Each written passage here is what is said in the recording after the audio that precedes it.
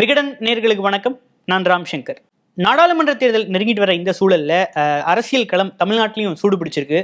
அந்த வகையில திமுக தலைவரும் தமிழ்நாடு முதலமைச்சருமான மு.க.ஸ்டாலின் தமிழ்நாடு முழுக்க தன்னுடைய பிரச்சாரத்தை தொடங்கி இருக்கிறாரு. அந்த வகையில மார்ச் 25ஆம் தேதி மாலை திருநெல்வேலியில திமுக சார்பில் போட்டியிடக்கூடிய திருநெல்வேலி மற்றும் கன்னியாகுமரி வேட்பாளர்கள் ஆதரித்து பிரச்சாரம் செய்வார் அப்படின்ற அறிவிப்பு வெளியானது.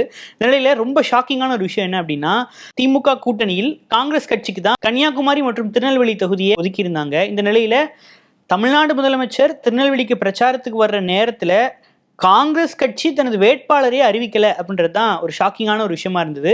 நிலையில தமிழ்நாடு முதலமைச்சர் பிரச்சாரத்துக்கு போறாருன்னு சொன்ன உடனே பல்வேறு குழப்பங்கள் இருந்த போதிலும் அவசரமாக வேட்பாளரை காங்கிரஸ் அறிவிச்சிருக்கு. இதன் பின்னணியில் நடந்த விஷயங்கள் என்ன, ஏன் இவ்வளவு தாமதம், முதலமைச்சர் வரதுனால எடுத்தம் கவுத்தம் என ஒரு வேட்பாளரை அறிவித்து விட்டதா காங்கிரஸ் போன்ற பல்வேறு கேள்விகள் இருக்கின்றன. அதை பற்றி தான் இந்த வீடியோவில் நம்ம பார்க்க போறோம்.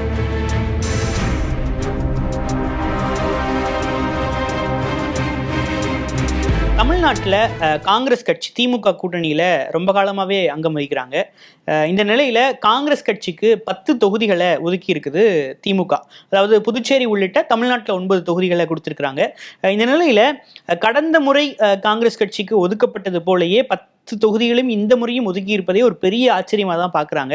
தேர்தல் அறிவிப்புக்கு 2 மாதத்துக்கு முன்னாடிலாம் காங்கிரஸ் கட்சிக்கு 6 தொகுதியோ 7 தொகுதியோ தான், அதில் திமுக ரொம்ப ஸ்டபனாக இருக்காங்கன்ற தகவல்கள்லாம் வந்துச்சு. ஆனால் இறுதியில் ராகுல் காந்தி அவர்களே நேரடியாக தமிழ்நாடு முதலமைச்சர்கிட்ட பேசி இல்லை, இந்த முறை காங்கிரஸுடைய சீட் எண்ணிக்கை அதிகரிக்கணுன்றதுல நாங்கள் ரொம்ப உறுதியாக இருக்கோம், தமிழ்நாட்டில் திமுக உறுதியாக எங்களுக்கு கடந்த முறை கொடுத்த 10 தொகுதியை மீண்டும் கொடுக்கணும் அப்படின்றத பேசி வாங்கிட்டதா சொல்லப்படுது.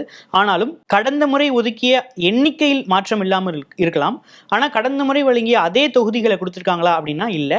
கடந்த முறை காங்கிரஸ் வசம் இருந்த திருச்சி, தேனி, ஆரணி போன்ற தொகுதிகளை திமுக இம்முறை வழங்கலை. அதற்கு பதிலாக திருநெல்வேலி, கடலூர் மற்றும் மயிலாடுதுறை தொகுதிகளை காங்கிரஸ் கட்சிக்கு ஒதுக்கியிருக்கிறது திமுக. இந்த நிலையில புதிதாக ஒதுக்கப்பட்ட திருநெல்வேலி தொகுதி காங்கிரஸ்க்கு மிகவும் ஒரு சவாலாக இருந்திருக்கு. எந்த விஷயத்துலன்னு பார்த்தீங்கன்னா, யாரை வேட்பாளராக நிறுத்துறதுல பல்வேறு குளறுபடிகள் இதில் இருக்கிறத நம்ம பார்க்க முடியுது.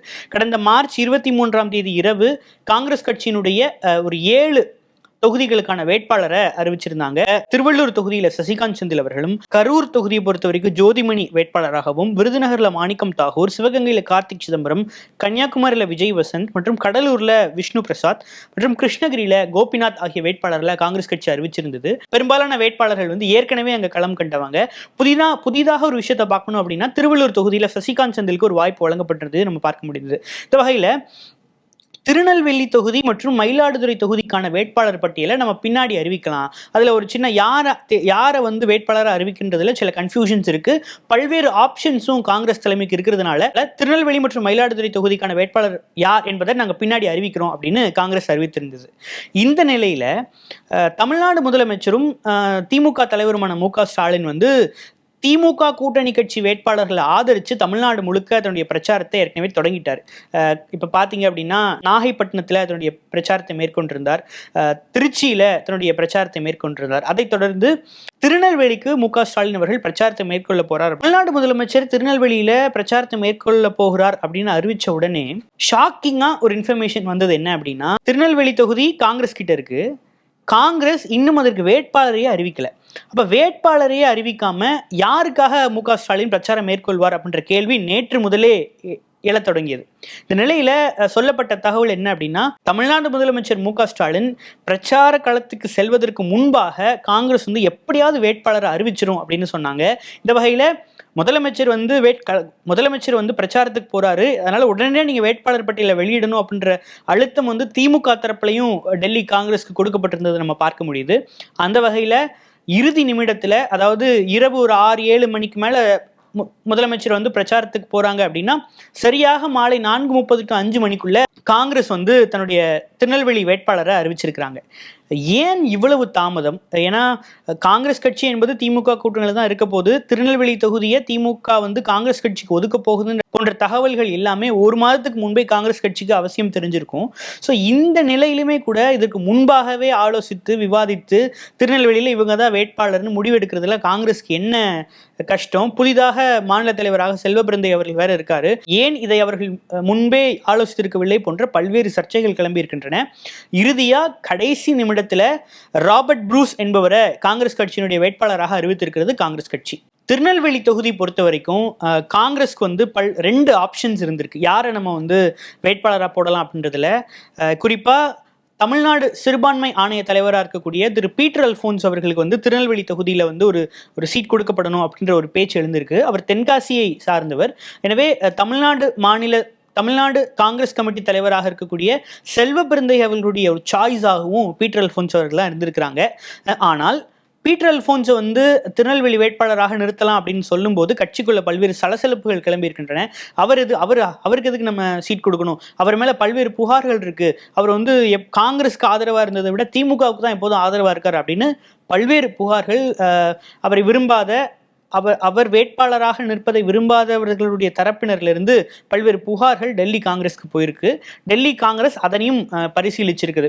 எப்படியாவது திருநெல்வேலி தொகுதியை நம்ம வாங்கிடணும் அப்படின்னு டெல்லிக்கே சென்றிருந்தார் பீட்டர் அல்ஃபோன்ஸ் அவர்கள். நேரடியாக டெல்லி தலைமையிடமே நேரம் கேட்டு எனக்கு வந்து திருநெல்வேலி தொகுதியை கொடுங்க, நான் வேட்பாளராக நிற்கிறேன், அவசியம் என்னால் வெற்றி பெற முடியும், என்னுடைய ஊர் கூட தென்காசி அருகில் இருக்கக்கூடிய ஊர் தான், அந்த நிர்வாகிகள் எல்லாருமே எனக்கு பழக்கப்பட்டவர்கள் தான், அதனால திருநெல்வேலி தொகுதியில் போட்டிட்டு நான் நிச்சயம் வெற்றி பெறுவேன் அப்படின்னு தன்னுடைய விருப்பத்தை தெரிவித்திருக்கிறார். ஆனால் அவர் மீது காங்கிரஸ் கட்சியினர் வைக்கப்பட்டிருந்த பல்வேறு குற்றச்சாட்டுகளுக்கு வந்து அந்த நேரத்தில் பீட்டர் அல்ஃபோன்ஸ் விளக்கம் கேட்டது அவரால் ஏற்றுக்க முடியல. நான் சீட் கேட்டு உங்கள்கிட்ட வந்திருக்கேன், இந்த நேரத்தில் எம்எல்ஏ வந்து புகாரை வந்து நீங்கள் விசாரிச்சுட்டு இருக்கிறீங்க அப்படின்னு வருத்தப்பட்டு டெல்லியிலிருந்து கிளம்பி தமிழ்நாட்டுக்கே வந்திருக்கிறார் பீட்டர் அல்ஃபோன்ஸ் அவர்கள். ஸோ அந்த ஆப்ஷன்ஸ்ல இருந்து அவருக்கான வாய்ப்பு மறுக்கப்படுது.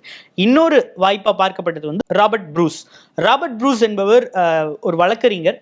காங்கிரஸ் கட்சியில் சுமார் 40 வருடங்கள் வந்து பணியாற்றியிருக்கிறாரு. அவருடைய சொந்த ஊர் அப்படின்றது கன்னியாகுமரின்னு சொல்கிறாங்க. அது மட்டும் இல்லாமல் திருநெல்வேலி கிழக்கு மாவட்ட காங்கிரஸ்லேயும் ஒரு பல்வேறு ஆண்டுகள் பணியாற்றியிருக்கதா சொல்கிறாங்க.